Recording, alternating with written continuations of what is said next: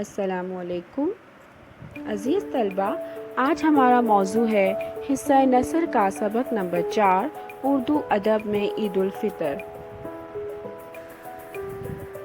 تدریسی مقاصد: طلبہ کو اسلامی تہذیب میں عید الفطر کی اہمیت بتانا، طلبہ کو ڈاکٹر وحید قریشی کے علمی و ادبی مقام اور مرتبے سے آگاہ کرنا، طلبہ پہ واضح کرنا کہ عید الفطر کے موقع پر فضول خرچی، بے جا نمود و نمائش اور دیگر غیر اسلامی طور طریقے دینی تقاضوں کے خلاف ہیں۔ سبق اردو ادب میں عید الفطر کے مصنف ہیں ڈاکٹر وحید قریشی۔ ڈاکٹر وحید قریشی 14 فروری 1925 کو میاں والی میں پیدا ہوئے۔ ابتدائی تعلیم لاہور میں حاصل کی۔ 1963 میں بحیثیت لیکچرار بھی تعینات رہے اور 1980 میں پرنسپل کے عہدے پر بھی فائز ہو گئے۔ ڈاکٹر وحید قریشی کی ادبی خدمات کو دیکھتے ہوئے حکومت پاکستان نے انہیں صدارتی تمغہ برائے حسن کارکردگی عطا کیا۔ 2003 میں اقبال ایوارڈ سے بھی نوازا گیا۔ 17 اکتوبر 2009 کو لاہور میں انتقال ہوا۔ آپ کی اہم تصانیف ہیں جدیدیت کی تلاش، مطالعہ حالی، نظر غالب، اردو نثر کے ملانات، اور یہ آپ کا سبق بھی اردو نثر کے ملانات سے ماخوذ ہے۔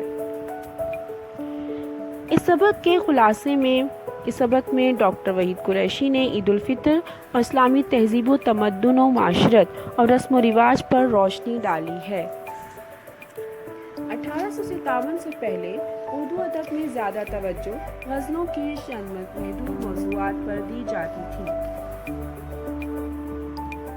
جو ادھوری محبتوں، کی رودات یا محبوب کے قصیدوں پر مبنی ہوتی تھی۔ اس وقت سے بھی عید الفطر کا مسلمانوں کی تہذیبی اور دینی زندگی سے بڑا گہرا تعلق ہے۔ جب برصغیر میں اردو شاعری کا ارتقاء ہوا تو عید کے موضوع کو بھی احاطہ شاعری میں لایا گیا، مگر ابتدائی دور میں یہ شاعری محض عید کے چاند، حلال، محبوب سے روز عید کی ملاقاتیں اور اس کے گرد ہی موضوعات گھومتے رہے۔ 1857 کی جنگ آزادی کے بعد جہاں دوسری چیزیں تبدیل ہوئیں، وہاں اردو شاعری میں بھی بڑی وسعت پیدا ہوئی۔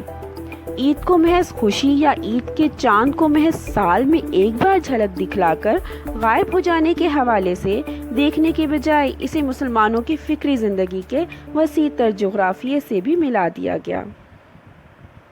اس طرح اردو ادب میں نثر نگاروں اور شعراء نے عید الفطر کو اپنا موضوع بنایا، جن میں سے چند کا ذکر موجود ہے۔ خواجہ حسن نظامی نے دلی کی بربادی کے جو نوحے لکھے، ان میں دولت اور عزت سے محروم ہونے والے مفرور، قیدی، شہزادے اور شہزادیوں کی قسم پرسی میں عید بسر کرنے کا ذکر اہمیت رکھتا ہے۔ اسی حوالے سے ان کی تصانیف یتیم شہزادے کی عید اور عظمت رفتہ کی یاد شائع ہوئیں۔ سر سید احمد خان نے اس روایت کی بنیاد رکھی اور اپنی تصانیف مسلمانان ہند کی عید کے عنوان سے مسلمانوں کی معاشرتی زندگی کی خامیوں کو بیان کرنے کے علاوہ اور ان کی غریبی کے نقشے بھی تفصیلاً بیان کیے۔ اسی طرح حالی کی نظم تہنیت عید الفطر میں خوشی کے جذبے کی عکاسی کے علاوہ اسے مذہبی اقدار سے بھی واقف کروایا گیا۔ ماہ سیام گیا اور روز عید آیا، خوشی کی عید کا حق ہر کوئی بجا لایا، کیا ہے شکر خداوند روزہ داروں نے کہ اپنے صبر کا انعام ہم نے پھر پایا۔ اس شعر میں حالی نے روزے عید کے خیالات کا ذکر کیا ہے کہ رمضان میں روزے رکھنے کے بعد اب سب کو ان کے صبر کا انعام ملا ہے، جس پر وہ اللہ کا شکر ادا کرتے ہیں۔ اقبال کی نظر میں ہلال عید ہمیں صرف خوشی نہیں دیتا، ہمارا مذاق بھی اڑاتا ہے۔ یتیموں کی عید کے بارے میں بھی اقبال کا اسی رویے کی عکاسی کرتے ہیں۔ یاد طفلی یعنی بچپن کی یاد علامہ اقبال کو عید کے چاند کی منظر کشی کرنے پر مجبور کرتی ہے۔ اے ماہ عید بے حجاب ہے تو، حسن خورشید کا جواب ہے تو کمن غزال شادی ہے، لذت افزائے شور طفلی ہے۔ علامہ اقبال عید کے چاند کو مخاطب کرتے ہوئے کہتے ہیں کہ آج تیری خوبصورتی بے حجاب ہے، تو اتنا حسین ہے کہ سورج کی چمکدار روشنی کا ثانی معلوم ہوتا ہے، تو ہمارے ہاں خوشی کی خبر بن کر آیا ہے، تہوار کی صورت میں بچوں کے لیے بھی خوشی لایا ہے۔ اسی طرح حفیظ جالندھری، عبدالمجید سالک اور طالب علا آبادی نے بھی عید کے موضوع کو مسلمانوں کی تہذیبی اور مذہبی زندگی سے ملایا ہے۔ چنانچہ عید کی شاعری ہماری شعری روایات کا ایک ناقابل فراموش حصہ ہے۔ عید کا تصور مسلمانوں کے ہاں محض تہوار منانے اور اچھل کود کا کلچر بنانے پر منحصر نہیں، بلکہ ان کا تعلق ہماری شعری روایات سے اتنا گہرا ہے کہ یہ یک طرفہ منظر کشی تک جا کر ختم نہیں ہوتا۔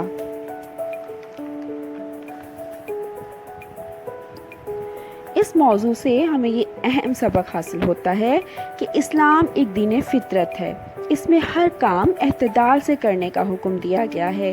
اللہ تعالیٰ نے ہمارے لیے سالانہ تہوار رکھے ہیں، ان کے منانے کا طریقہ بھی بتا دیا گیا ہے۔